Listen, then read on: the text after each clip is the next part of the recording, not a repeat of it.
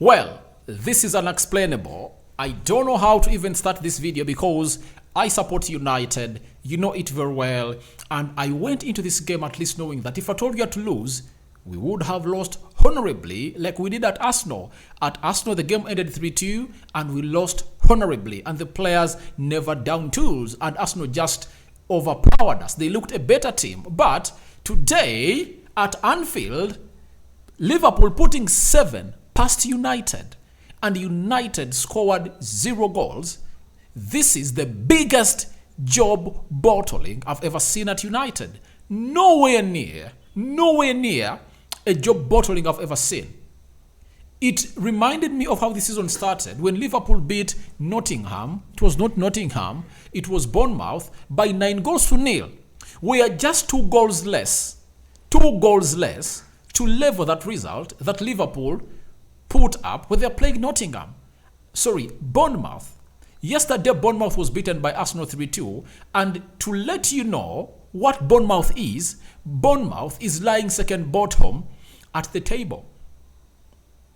United was 2 goals less. By the way, it's 7-0 because Liverpool beat Bournemouth by 9-2. It's the same. That means we've been battered like Liverpool battered Bournemouth. This is unacceptable at Manchester United, but there is nothing we are going to do. A result has been put there out on the screen. Liverpool 7, United 0. Welcome to Rokani Media Football. How are you guys and where are you watching us from? I know many of you United fans are really so much bemused for this. You are perplexed.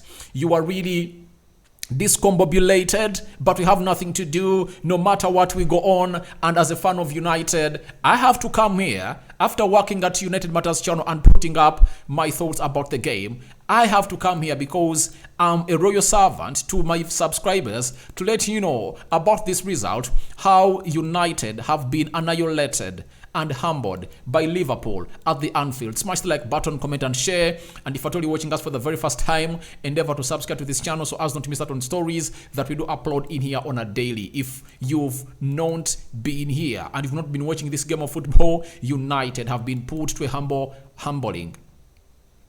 beating by Liverpool. Cody Gakpo in the 43rd minute and 50th minute. Darwin Núñez in the 47th minute and the 70th minute. Mohamed Salah 66th minute and 83rd minute. And obviously Robert Firmino put just cherry onto the cake and he gave the game to bed by scoring the 7th goal of the game. And at the start or towards the start of this game, if they told you that this game was going to end 7 goals in favor of Liverpool and United not even scoring 1, you would have said that's what we call a myth. You get? You would say that's a myth. But guys, it's not a myth. This is reality. I've seen memes starting all over social media that there is some soda called 7-Up and they're really sending us messages that Rokani, how is that soda called 7-Up? And obviously 7 days of the week that they've even gone ahead to rename the 7 days of the week because we've been thumped 7 goals. I've seen Monday is Gakpo, Tuesday is Darwin Núñez, Wednesday is Gakpo, Thursday is Darwin Núñez, Friday is Mohamed Salah, Saturday is Mohamed Salah, and Sunday is Robert Firmino. So lots of memes putting United down have been put up. But obviously, none of the players of United showed up today. For the first 40 minutes, you saw to it that these players were really at the same level. And United, before Liverpool scored their first goal in the 42nd minute through Cody Gakpo, United had 2 chances that Rashford is going to slip down in his bed and is going to take the blame for this result. Why? If United goes ahead to score first at Anfield, that fixture doesn't turn out a 7-0 or 7-1. Bruno gets a header in the goal mouth at the far post. He heads it outside.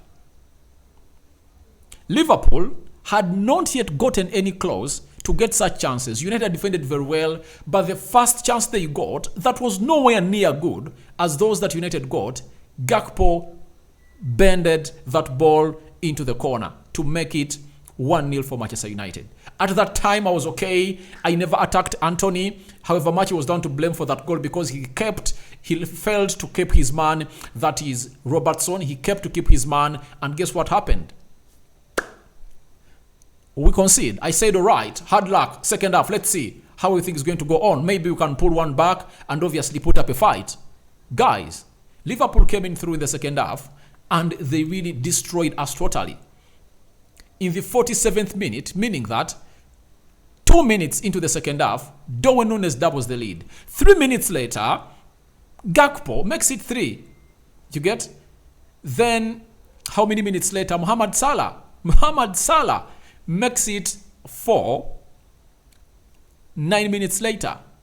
Then, Darwin Núñez makes it 5. 9 minutes later. Then Salah makes it 6. 8 minutes later. And then 5 minutes later, Roberto Firmino puts the cherry onto the cake by scoring the 8th goal. That was no longer a bad day in office. I've seen very many managers saying we've been performing well. That's a bad day in office. A bad day in office doesn't mean United should concede 7. If we lost 2-1, 3-0 at Anfield, that would have been a bad day in office. No one would have said that we've been distracted, we've been demolished, we've been done what? This is beyond annihilation. The manager Ten Hag, if you've been watching me at United Matters channel, I've gone hard on him for the very first time in his entire career at Old Trafford. He made changes that were uncalled for. Anthony was not supposed to return on that pitch in the second half. Sancho would have dropped in. Fred wouldn't have started that game. It would have been Sabitzer. In games like this, it's quality that exonerates you from your opponent. Liverpool never broke a sweat to win this game. All the goals they scored, they just capitalized onto getting those balls and hitting us on the break. That's it. They never broke any sweat. What they did perfectly was to be so much prolific instead of goal. They concentrated and put every chance they had. To be so much exact, do you know how many shots Liverpool had on target? Liverpool had 18 shots and 8 of those were on target. That's it. It would have gotten worse, but I think it has already gotten worse at 7. If they are going past the goalkeeper of United, it's worse. It's worse. It's worse. It's worse. And I find myself in a position of not coming here to even talk about this game because it pains in. It pains in because you don't know what's going to be next. For Liverpool, it's a very huge comeback for them because they found themselves in a situation of having not conceded in the last 4 Premier League games. This has been the 5th game. They've not conceded a goal. And for the very first time, they've gone ahead to win 5 consecutive Premier League games in a row this season. Their confidence is back.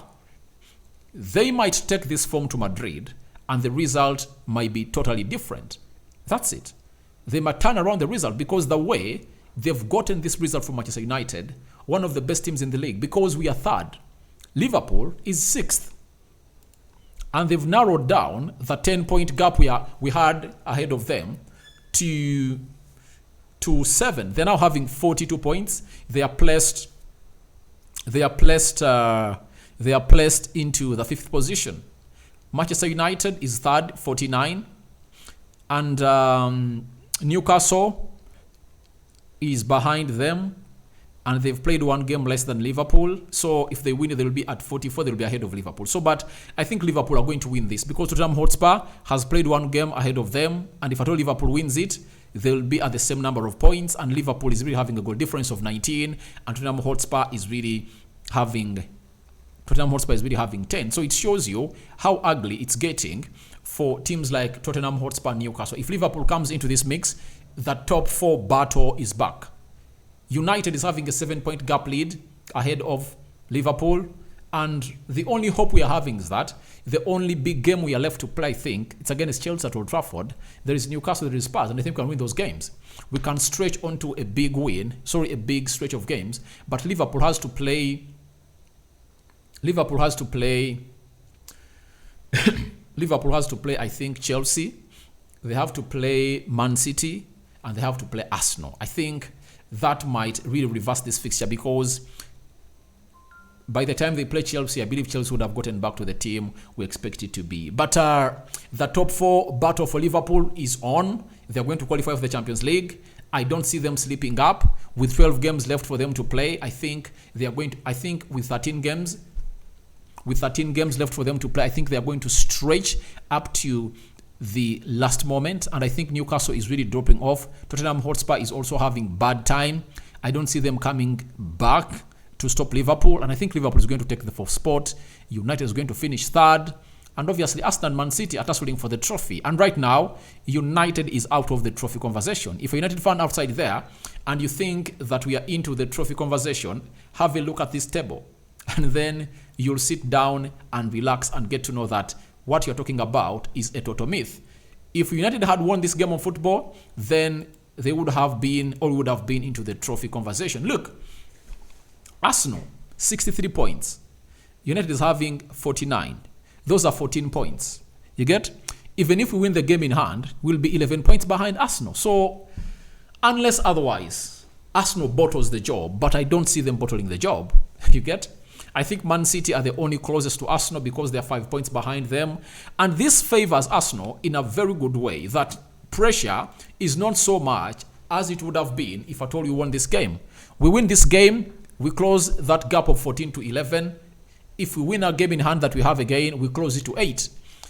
8 points between Arsenal and United with 12 games to go, with Arsenal still having to play away at Newcastle, Man City and at Anfield.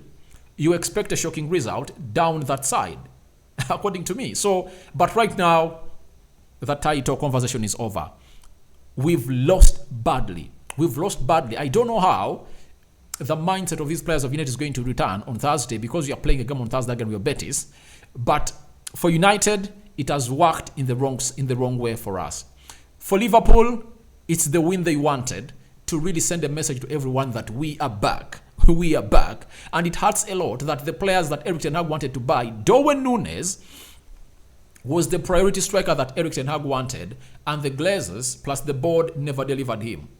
He scored a brace against us today. Cody Gakpo broke the dreadlock and scored a 3rd goal to make a brace in this fixture. Remember, we had a chance to sign him in the summer, but we overspent on Anthony. The £30 million that would have gone on Cody Gakpo ended up going on Anthony. Then later, in the January transfer window, Liverpool goes and signs the player.